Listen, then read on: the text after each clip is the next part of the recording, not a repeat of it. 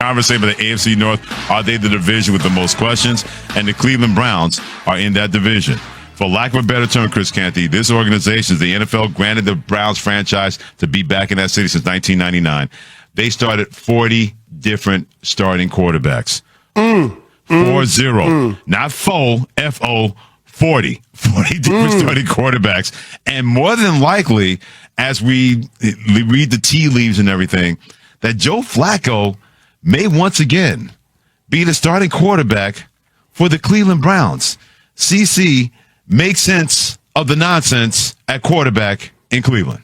Now, I can't make sense of Joe Flacco being the starting quarterback for the Cleveland Browns, at least not the majority of the games. If Joe Flacco ends up being the starter for the first quarters of the season, then so be it. I can understand wanting to make sure that you don't throw any of the young guys in there before they're ready.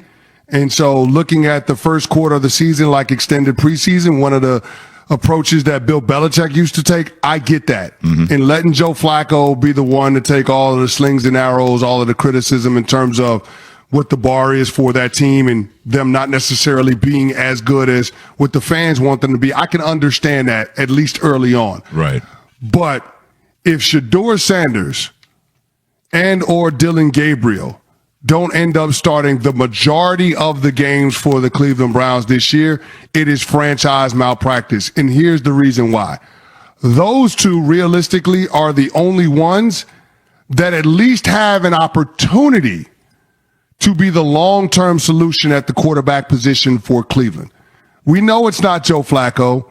Age disqualifies him from the conversation. We know it's likely not Kenny Pickett. We've seen him across multiple stops in the NFL not be good enough. So really, it's on Dylan Gabriel. It's on Shedeur Sanders. If one of those guys can show that they are the long-term solution for the Cleveland Browns, then all of a sudden, this franchise becomes a rocket ship. Because what they did early on in the NFL draft, trading back to the number 5 slot, allowing the Jacksonville Jaguars to move up to number 2, netted them a first-round pick in 2026 in a quarterback-rich draft. Right. And so if you need a quarterback, great, you've got the ammunition to get it in 2026 in the first round, which is where the majority of teams find their franchise quarterbacks. But if you catch lightning in a bottle and it ends up being Shedeur Sanders or Dylan Gabriel showing enough this year that you feel like it's worth passing on that next year's crop of quarterbacks, then all of a sudden the Cleveland Browns have maximum flexibility in terms of what they can do. Think about what they would be able to do trading those picks, trading down in the first round, and allowing other teams to move up in order to acquire a quarterback. Or you could end up taking position players and end up being in a situation where you get 2 premium players in one draft that you got in the first round. All of a sudden now the Cleveland Browns, the fortunes of the franchise feels like it takes a massive shift and they're getting away from the Deshaun Watson era. So to me, Shedeur Sanders or Dylan Gabriel have to be the guys starting the majority of the games this upcoming season. This is what the Cleveland Browns get for having Baker Mayfield be the whipping boy for their sins, because that's what this comes down to. They decided that with everything falling apart, that guy, even though he didn't play well, he went out there and played injured. He went out there and was getting beat down in the inside of the organization, didn't point fingers, nothing like that. And they decided that Deshaun Watson, with all his baggage, even though he's an elite quarterback, with all that baggage, giving him that kind of guaranteed money, say Baker Mayfield was the reason that we weren't winning. And Baker Mayfield was like, I wasn't the only reason that we weren't winning. And here we are about to be, 5 quarterbacks later after Baker Mayfield. Deshaun Watson, Dylan Gabriel, Shedeur Sanders, Kenny Pickett, Joe Flacco. We're 5 quarterbacks later after they made that decision to move on from Baker Mayfield and give Deshaun Watson all that money, and that has completely blown up in their face. And when we had Jeremy Fowler, ESPN NFL reporter insider, on yesterday, he even said, to your point, CC, you got that number 1, they got that first-round draft pick next year. If you don't believe in the 4 guys you have right now, and if Arch Manning wows people, like many people believe he's going to do at Texas in 2025, you could be in a position where you can maybe have a potential draft pick involving him, which means that the quarterback carousel is going to continue in Cleveland because you're throwing enough quarterbacks at the wall, hoping something's going to stick. How's that approach worked for Cleveland since 1999? They've thrown 40 pieces of paper at the wall, hoping something's going to stick with quarterback. At a certain point, if you believe in somebody, what kind of resources are you going to give that somebody? And can you be trusted to do that based on what we've seen from this organization since 1999? Well, here's what I'll say. The infrastructure is in place for a young quarterback to have success. All you got to do is look back at the season the Browns had a couple of years ago where Joe Flacco came off the couch and led them to the playoffs. They had enough talent on that roster in order to support a young quarterback. They have a two-time coach of the year in Kevin Stefanski. They have what I believe to be a competent general manager in Andrew Berry. You'd have to be able to swing and miss so bad on Deshaun Watson and still justify keeping your job based on what the team has been able to do on the field. So I think this is different than the last 24 years in Cleveland, 25 years in Cleveland, because they do have a roster that can properly support a young quarterback. They have the makings of an elite defense. They have the best defensive player in all of football in Myles Garrett. They got some nice weapons on the offensive side of the ball. The offensive line has always been steady. So I just feel like this is a situation that's tailor-made for a young quarterback. And here's the deal, Freddie C. Even if Shedeur Sanders and Dylan Gabriel don't do enough to dissuade you from taking a quarterback next year, at least you get them the opportunity to get experience, to get good tape. And if they don't figure into your quarterback room in a backup capacity, then you could always look to flip one of those guys and get the draft pick back that you invested in them. So I just think for a myriad of different reasons, it makes all the sense in the world to see those guys starting the majority of the games rather than Joe Flacco or Kenny Pickett. Yeah, because you mentioned the personnel. I think Jerome Ford and Quinshon Judkins, a running back, are going to be really good for the Cleveland Browns. Jerry Jeudy was able to be the kind of guy we thought we were going to see when he's drafted by the Denver Broncos. I think Cedric Tillman is underrated at the wide receiver position. I agree with that. Yeah, and then you got David Njoku tight end as well. If the offensive line can stay a little bit healthy, because you need Joe Bitonio to look like the guy we saw that was at all-pro level at the left guard for Cleveland. So you're right. The personnel is there. But if your quarterback can't match it to your personnel and you keep throwing quarterbacks at it, then nobody finds a rhythm.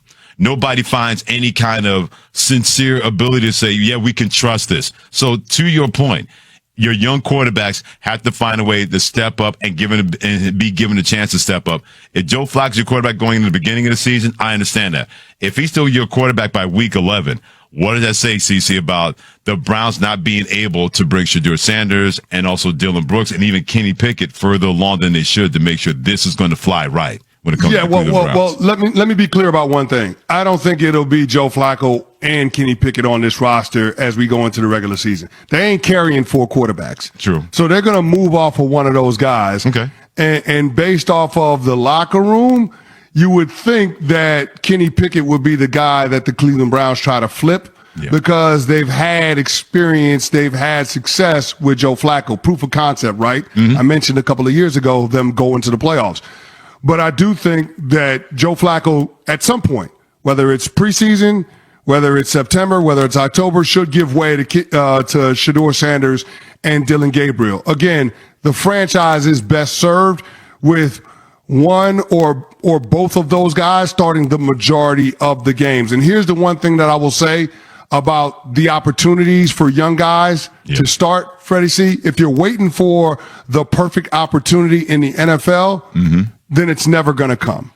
It's never going to come. At some point, you have to make the conscious decision to put those guys in there because it's in the organization's best interest. You invested draft picks in Shedeur Sanders and in Dylan Gabriel. You owe it to yourself to see what those guys can do in their rookie year to give you more information so you can make a better decision about your quarterback plan going into the 2026 draft. Great stuff by Chris Canty. Hit him on the socials at Chris Canty99. I'm Freddie Coleman. Hit me on the socials at Coleman ESPN. Let's move to a potential Darnell Washington trade. A to Z Sports pitched this idea of the Cowboys going after the Steelers tight end, and I would be lying to you if I hadn't also thought about it a little bit. The issue here is the lack of production. It's not that dissimilar from the complete lack of Luke Schoonmaker production. Washington was a later round pick. He's a better blocker, as we'll get into, by the way. But there were, I think if you trust the consensus draft board coming out, a lot of people like Washington more than Luke Schoonmaker, and I think that is still not clouding, but still impacting the views of how we feel about him. One thing he does great, he'll block his ass off for you. The top run-blocking tight ends per PFF last year, this is a minimum of 150 run-blocking snaps to kind of weed out guys that barely played or guys that were kind of not used in that role. Like an Evan Ingram, for example, like wasn't asked to block really at all, but was a pass catcher. Josh Oliver, who just got paid, number one, he's a pure run-blocking tight end. I think he's the best in the NFL. George Kittle, Andrew Ogletree, Hunter Long, ironically, was part of the Jalen Ramsey trade originally with the Rams and Dolphins, so kind of funny. And then Darnell Washington. He's number 5. His asks, what he is asked to do is more challenging than a lot of guys. Like, he'll straight up block defensive ends because he's a huge human being. To put that in perspective, the Cowboys' run blocking grades were not good. All these guys, for the most part, were better in 2023. Schoonmaker was way better in 2023. He struggled in 2024. Again, he was often asked to block tight ends or defensive ends, and he had some issues with it. He'd be an upgrade with what you have, I think. Contract worth mentioning here again, by the way, $1.24 million with their save. Cowboys owe a non-guaranteed 2 years, $2.72 million. So I think I know the answer to this one, and then we'll go more in depth in it. Would you trade for Darnell Washington? Why for yes, and for no? Let me know in the comment section of today's show. It might end up being a little bit of a pipe dream, but I do have interest in trying to get Darnell Washington from the Pittsburgh Steelers. He is stuck in that blocking tight end 3 role now in Pittsburgh. Now, look, they're going to use a lot of 3 tight end sets. They will deploy Washington and Jonnu Smith and Pat Freiermuth together, but this is at least worth a call if talent acquisition really is a 365-day-a-year business. Get told no. I think you get better at tight end by adding Washington. I think you could try to ship off Schoonmaker. Look, the pass-catching impact hasn't really been there, but the usage, the opportunities haven't really been there either. One key note I want to mention here. I don't think Darnell Washington's medically checked out for the Dallas Cowboys pre-draft. That is why he fell to Pittsburgh in the first place in that class. It's why all those teams passed on him, why the Cowboys brought him in for a 30 visit and did not take him. I've also got, it's a galaxy brain idea, but it's July. It's fine. Could you send Schoonmaker to Miami? Could you send him there, get something back for him, and then you end up with Darnell Washington still in a separate trade or a 3-team trade? That's very much a Madden trade, and maybe you have to balance the picks in some capacity, but I'm intrigued by it. It is Madden, so I asterisk it, but I think it's worth mentioning here. All right, we are trying to get to 218,000 subscribers here on the Cowboys Report. We're going to keep doing daily videos multiple times today. Another one later this afternoon. Hit that sub button so you don't miss out. YouTube.com/@CowboysTV. One more thing, again, tying into this Washington or the Ramsey, etc. trade. Following that trade, Adam Schefter reported there was trade interest in TJ Watt. He put this on Twitter. I'll just do a quote because there was a lot of text involved. It says, sources, in recent weeks, multiple teams have been discussing whether they can trade for Steelers standout TJ Watt, who skipped the team's most recent minicamp. Pittsburgh hasn't shown any willingness to deal Watt so far, but he's unhappy with his contractual situation, and sources believe outside team interest is likely to increase given today's trade. Schefter then immediately followed up with, well, not immediately, like 5 minutes later, of Steelers adamant they want Watt to finish his career in Pittsburgh. Here's what happened. Then we're going to the Cowboys side. Watt's agent sent this to Adam Schefter. Like, that was very clearly, agent now is like, let me push this to get my guy paid. And then the Steelers pushed back with, we're not doing that, Adam, please clarify. Because Pelissero had almost the exact same tweet at the exact same time on this bottom one. They're not going to trade him. Look, this obviously isn't going to happen for the Cowboys. Like, they're not going to go trade for TJ Watt. I'll joke about Taco Charlton trade up to all the time on social media. But it is a reminder, like, hey, maybe pay Micah Parsons first, because there will be a Watt resolution this offseason. And you don't want to be the last one in line. Like, call the agent, pick up the phone, get it done, quit playing games. Like, there's no benefits to waiting if you are the Cowboys. So, just do it. And we can all have the instant reaction live show enjoyment once they do that.